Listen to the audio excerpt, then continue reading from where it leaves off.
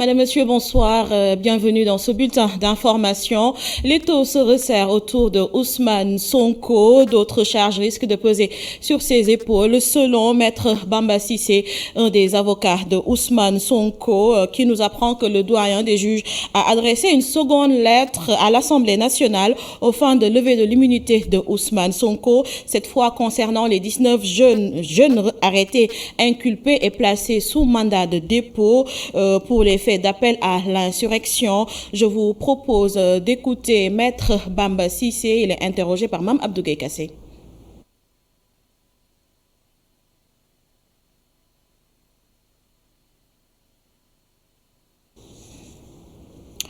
Nous allons revenir sur cet élément avant la fin de ce bulletin. Pikine, un corps a été retrouvé ce matin dans le magasin Auchan de Keur Massar. L'enseigne a été la cible des manifestants hier. Le préfet de Pikine invite les populations à la retenue et à la sérénité. Moustapha Ndiaye est au téléphone de Migui Maram Ndiaye. À la suite des scènes de violence observées hier dans la journée du 4 mars 2021, le préfet du département de Pikine que je suis invite les populations à la retenue, au calme, mais également à la sérénité. En effet, sur l'étendue du territoire du département, des actes regrettables de vandalisme et de pillage ont été notés avec la participation remarquée de jeunes manifestants et même d'élèves. De plus, on a eu à déplorer un corps sans vie de sexe masculin qui a été retrouvé cette matinée du 5 mars 2021 à l'intérieur du magasin Auchan 6 à Keur Massar. Face à cette situation, nous en appelons au sens des responsabilités de tout un chacun, mais aussi et surtout à celui des parents qui doivent dissuader leurs enfants. Je vous l'annonçais tantôt, l'étau se resserre autour de Ousmane Sonko. D'autres charges risquent de peser sur ses épaules. Son avocat, Maître Bamba Cissé, nous apprend que le doyen des juges a adressé une seconde lettre à l'Assemblée nationale aux fins de la levée de l'immunité parlementaire de Ousmane Sonko, cette fois concernant des faits d'appel à l'insurrection où déjà 19 jeunes ont été arrêtés, inculpés et placés sous mandat de dépôt. Ousmane Sonko fera face au juge d'instruction du premier cabinet ce lundi. Je vous propose d'écouter un de ses avocats, Maître Bamba Cissé. Il est interrogé par Mme Abdougué Kassé. Le doyen des juges ne nous a pas reçus. Il a entendu Ousmane Sonko hors notre présence. Et nous avons alerté le bâtonnier. Après avoir fait constater cela, le bâtonnier est intervenu illico presto. Il a demandé avec le secrétaire général de l'ordre à être reçu par le doyen des juges. En notre présence constante. Le bâtonnier Pape Leyti Ndiaye a rappelé les principes qui régissent le fonctionnement de la justice. Il a rappelé que l'avocat est au cœur du système judiciaire en tant qu'acteur de la justice. Il a rappelé qu'il était d'une impérieuse nécessité que les droits de l'avocat soient préservés et respectés.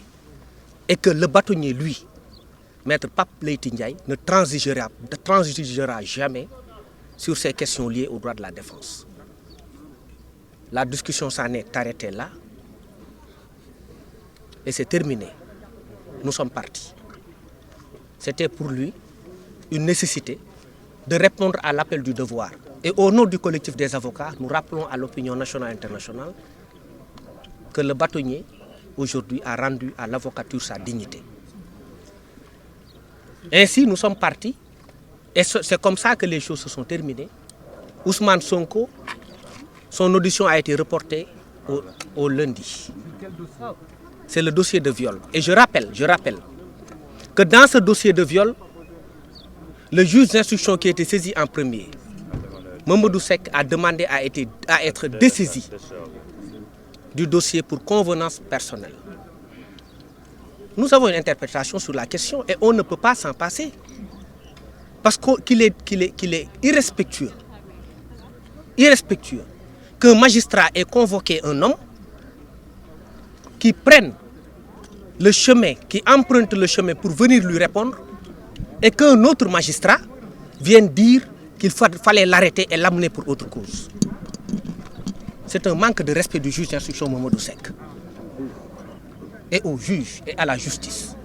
On ne peut pas admettre, même venant d'un magistrat, futur procureur de la République, que quelqu'un soit convoqué et que l'autre magistrat l'attende et qu'il s'interfère à l'intérieur de cette convocation-là pour aller lui dire ne réponds plus parce que je dois t'arrêter pour autre cause. C'est frustrant pour le juge Mamadou Seck et c'est normal. Maintenant, je vous informe que Ousmane Sonko sera entendu lundi par le doyen des juges d'instruction qui nous recevra le lundi matin et on vous informera de la suite à 11h précisément. Et retour à la RFM radio saccagée hier nuit par des manifestants très remontés, des agresseurs plutôt selon le directeur de la radio Futur Média, El Hadj Assane Gueye, fait le bilan d'importants dégâts matériels, un fait qu'il déplore avec la dernière énergie. Il est interrogé par Abdourahmane Ly. Ce qui s'est passé, c'est que hier, à ce qu'il me semble, on a affaire à des agresseurs. C'est des gens qui ont voulu aux journalistes, qui pratiquement, tu te demandes même est-ce qu'ils n'étaient pas venus pour autre chose, pour carrément mettre fin à la vie des gens qui étaient dans cette maison. Parce que je pense que n'eût été la sécurité sur place, ils auraient vraiment fait beaucoup de mal. Mais remercier le bon Dieu quand même, on a effectivement, n'est-ce pas, noté beaucoup de dégâts matériels, mais le bon Dieu a fait que les journalistes s'en sont sortis sains et saufs, mais l'un dans l'autre, on le regrette et on le déplore. On le dénonce également, parce que je pense que dire que le groupe Futur Média travaille de façon subjective, c'est peut-être ignorer, n'est-ce pas, notre mode de fonctionnement. Je ne cesse de le dire, le président du conseil d'administration du groupe Futur Média découvre le journal, aussi bien pour la radio que pour la télévision, aussi bien en français qu'en wolof. Il découvre le journal en même temps que les auditeurs, en même temps que les téléspectateurs.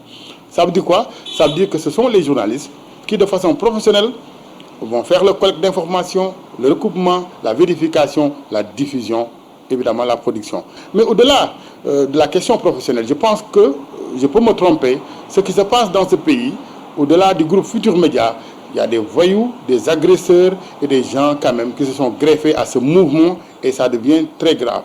Et c'est pourquoi moi je demande à l'État du Sénégal de continuer à assurer aux Sénégalais, si ce n'est pas encore fait, leur sécurité. Une entrave aux libertés démocratiques, c'est la conviction des responsables de Walf TV et de la Sen TV. À la suite de la coupure de leur signal, les deux chaînes de télévision disent avoir été informées de leur mise en demeure sur les réseaux sociaux, mais la suspension de leur signal ne les empêche pas de poursuivre leur boulot en bonne et due forme. Comment? Abdourahmane Ly et Augustin Mandan nous expliquent dans ce reportage. Le travail se poursuit au groupe Walfadjri malgré la coupure du signal de la chaîne de télévision. Un groupe de presse qui dit avoir été informé de sa mise en demeure sur les réseaux sociaux. De ce point de vue-là, d'abord, il y a eu vice de forme.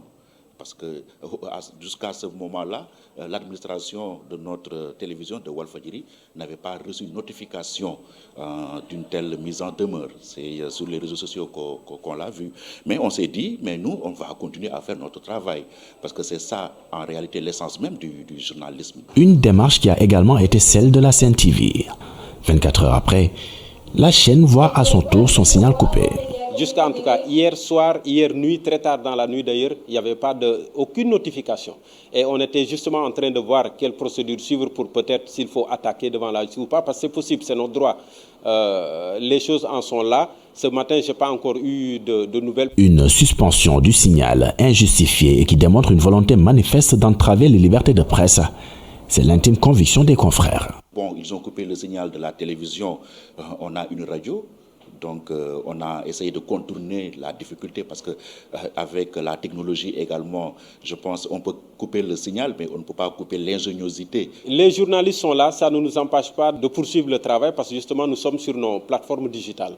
À défaut du signal de la TNT, à défaut du signal peut-être d'autres bouquets comme Canal que je ne voudrais pas citer. Cependant, depuis que le CNRA a mis à exécution ces menaces, les deux groupes de presse ne sont pas restés les bras croisés. Dans leurs différents studios et en direct, ces journalistes continuent autant que faire se peut de tenir informées les populations de la situation du pays. Une entrave de plus parce qu'on prive des téléspectateurs de leur outil.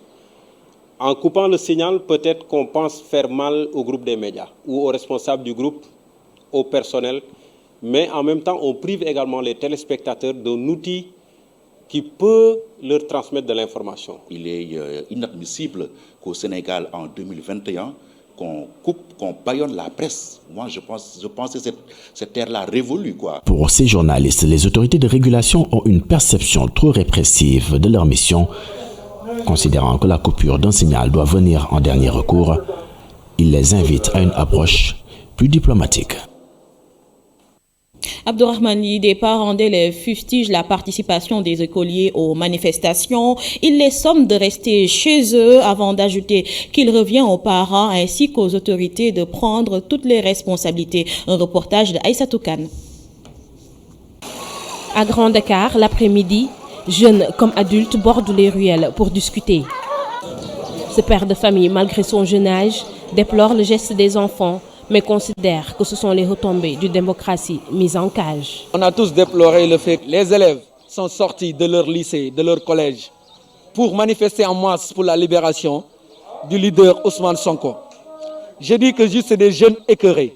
C'est des jeunes aussi comme tout Sénégalais lambda qui se sent mal, qui se sent écœuré. Il demande aux parents de sensibiliser les enfants et de ne pas les exposer. Aujourd'hui, j'appelle maintenant un appel solennel à tous les élèves de rester en classe, de rester et de continuer leurs études. Car c'est trop dangereux que les parents prennent les dispositions nécessaires pour garder ces enfants. Cette femme en larmes vit dans la peur. Les jeunes sortent sans même prévenir. On est ému, toutes les mères sont meurtries. Il faut que les jeunes se ressaisissent. Depuis que l'on a entendu la mort du jeune à Bignona, nous ne dormons plus. Les enfants parfois échappent à notre vigilance.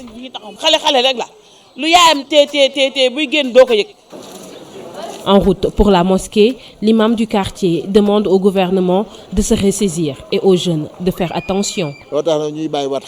Il faut que les enseignants, les journalistes, les parents ainsi que les autorités publiques puissent trouver un terrain d'entente afin que nos enfants n'en périssent pas.